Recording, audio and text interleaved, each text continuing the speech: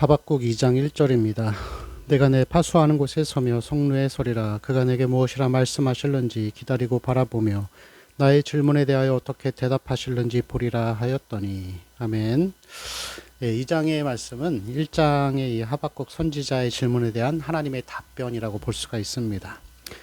그렇지만 그 하나님의 답변을 우리가 보기 전에 1절과 2절을 보면은 말씀을 대하는 그리스도인의 자세, 우리는 이 말씀을 어떻게 대해야 하는지를 오늘 말씀이 우리에게 보여주고 있습니다.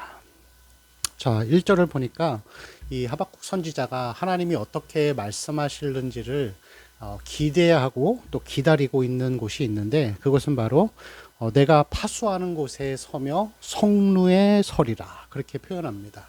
그래서 하나님의 말씀을 기다리는 장소가 성루, 파수하는 곳, 파수꾼이 서 있는 그러한 탑이라고 볼 수가 있습니다. 이 고대 도시는 이 폴리스라 그래서 외부의 침략을 막기 위해서 이렇게 성 전체를 동그랗게 이렇게 벽돌로 이렇게 쌓아둡니다.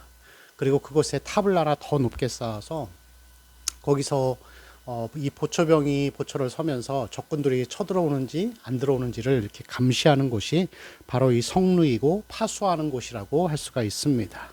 오늘 이 말씀은 우리에게, 하나님의 말씀이 우리에게 영적인 보호, 영적인 울타리가 된다라는 것을 보여줍니다. 이 성경에는 하나님께서 하라 그리고 하지 말라, 이렇게 두 가지로 우리에게 계명을 주십니다. 그래서 우리는 첫 번째, 하지 않는 삶을 살아야만이 이 말씀의 울타리 안에서 보호를 받을 수가 있는 것이죠.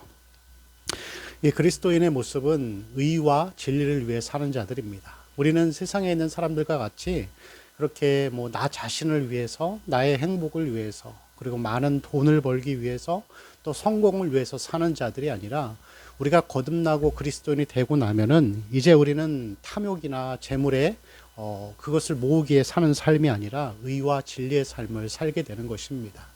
그래서 만약에 우리 그리스도인들이 분명히 하나님께서 하지 말라라고 하셨는데 세상과 같은 이 가치관과 기준을 가지고서 세상 사람들과 같이 살아가는 이 하나님이 하지 말라라고 하는 이 삶을 살게 되면은 반드시 여러분 거기에서는 하나님의 보호를 받을 수 없다라는 것을 우리가 늘 기억하고 인식해야 합니다.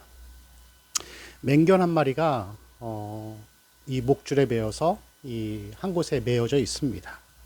그리고 그 맹견을 바라보는 어린 아이가 있고, 또 이 아이의 옆에는 아버지가 있었습니다. 그런데 이 아버지가 아이에게 요 선까지만 넘지 않으면은 이 개가 아무리 짖고 달려들어도 거기에서 이 개가 아무 해를 끼칠 수 없단다, 이렇게 명심하라고 아들에게 가르쳐 줍니다. 아이는 이 선을 넘지만 않으면 되는 것이죠. 여러분, 하나님이 우리에게 동일하게 말씀하십니다.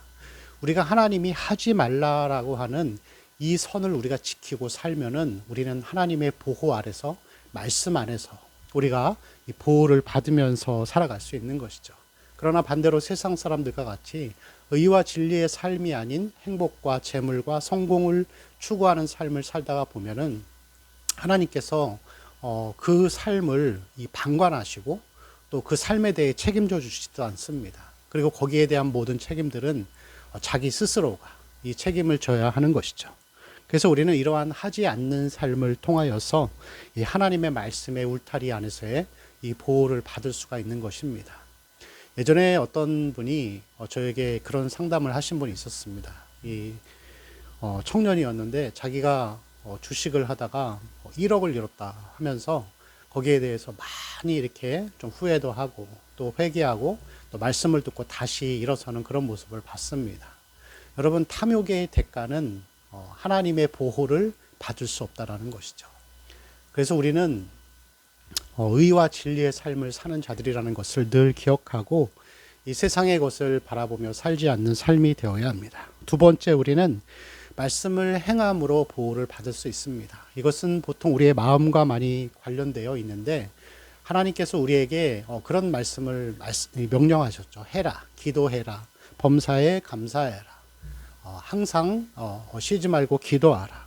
그리고 그러한 말씀들을 보면서 우리가 기도하고 또 말씀의 생활, 또 감사하는 생활을 살게 되면은 우리의 마음 속에 계속해서 침투해서 들어오려고 하는 이 근심과 두려움, 또 하나님을 향한 원망이나 아니면은 어떤 세상적인 쾌락과 욕망에 대한 마음들로부터 우리의 마음을 지키고 몸과 마음을 지킬 수가 있는 것입니다.